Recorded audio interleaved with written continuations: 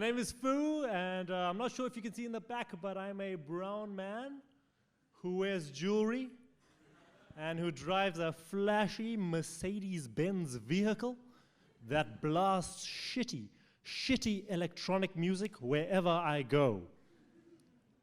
My pronouns are she/sha.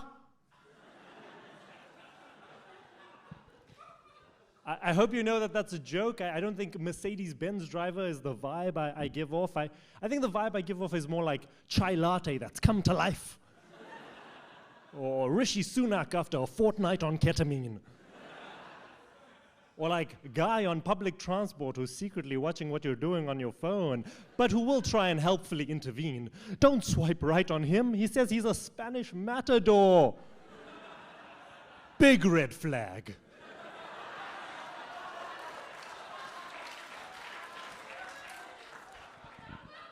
Thank you. I don't know if you can tell by my upbeat demeanor, but I'm actually not from the UK. I'm from a little old place called South Africa. Okay, we got a fan in tonight, South Africa. I hope of the newest stuff we've been putting out. I will be the first to admit the old stuff has not aged well, you know.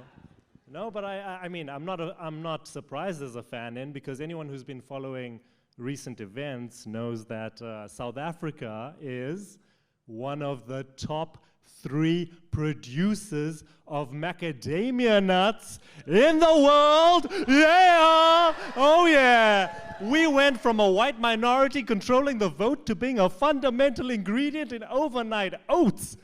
What?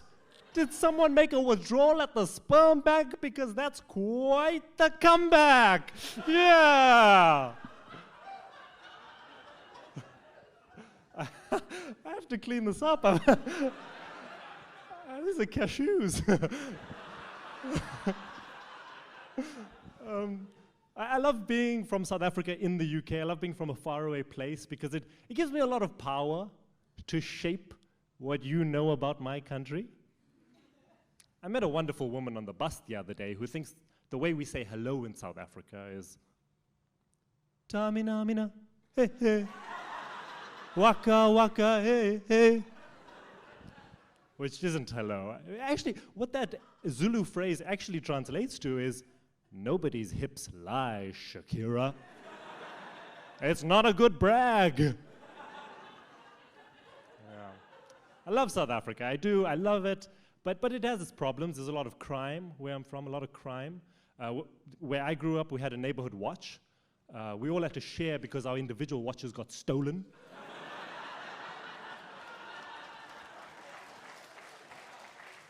It's tough, you know, there's a lot of crime out there, a lot of crime. Everyone has to look really tough to survive. Everyone's got to look tough to survive. I don't know if you've seen the horses we've got over there. The horses.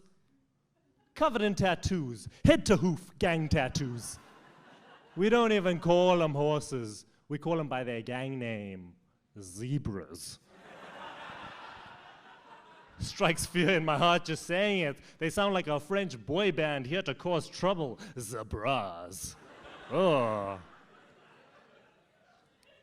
But it is sad, I will admit that. It is sad what's going on with the zebras right now. You know, they find it really difficult to find employment because of the tattoos. You know, there's a lot of discrimination against the tattoos. I mean, if you're not a fan of shocking statistics, I urge you to close your ears at this moment. Because I'm afraid to say that 100% of zebras are unemployed right now. That's 1 in every 2 zebras. Doubled. And you know, I get it, there's some voices in this labor market zebra discourse who will say stuff like, it's not discrimination against, there's just no jobs for there's no jobs that zebras could do. Well then riddle me this, you fucks! What about horses? Horses have jobs all over the show. Horses work for the police. Horses work at the race grounds. And need I remind you, horses are the literal backbone of the beachside horseback ride experience. None of those jobs go to zebras because, say it with me, they're heavily tattooed. Thank you.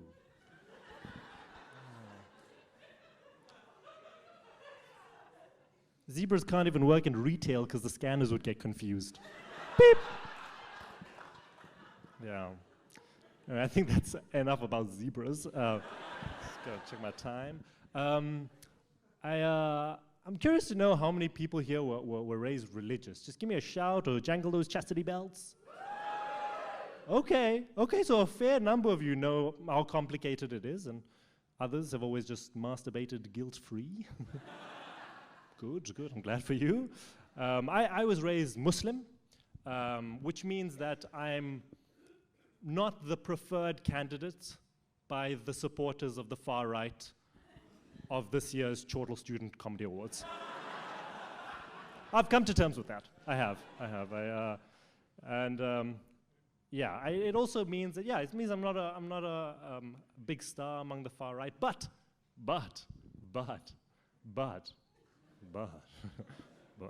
it does mean I'm a very well-adapted member of the post-pandemic workforce. Because all my LinkedIn peers are yapping away about, oh, we can't connect with our colleagues, we spend all day on these Zoom calls with them, but everyone's camera is off. Babes, for the past 2 decades, my Auntie Aisha has been audio only. I got this! This is what we've been training for! But it hasn't all been fun and games. It was tough. It was tough growing up Muslim where I'm from, because not everyone else was Muslim. I grew up in an area where a lot of the other kids weren't Muslim, and that was tough, because you can imagine, I knew Santa wasn't real from day one. And I had to keep that shit quiet. That's a big secret for a 6-year-old to keep. I had the power to ruin Christmas for all my friends. I didn't want to do that. I was really anxious I was going to give up the whole charade. Every December time, I'd get really skittish around the topic. So I'd have to contribute things to keep up the ruse, drawing on my zero lived experience of what Christmas was like. So I'd be like, Santa came to my house too. Yeah. A Christmas Carol was there too.